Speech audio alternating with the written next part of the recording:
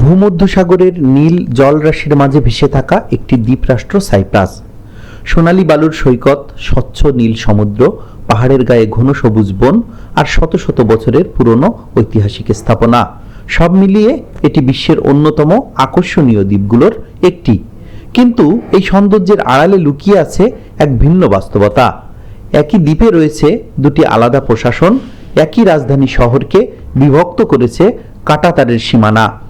একই রাস্তার দুই পাশে উঠছে দুটি ভিন্ন পতাকা। সাইপ্রাস কেন দুই ভাগে বিভক্ত, আর কেন সাম্প্রতিক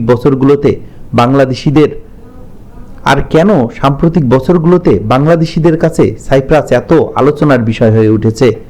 আজ আমরা জানব সাইপ্রাসের ইতিহাস, উত্তর ও দক্ষিণ সাইপ্রাসের পার্থক্য, রাজধানী নিকোসিয়া কেন দুই ভাগে বিভক্ত এবং বাংলাদেশিদের সেখানে যাওয়ার ক্রমবর্ধমান আগ্রহের পিছনের গল্প। প্রকৃতির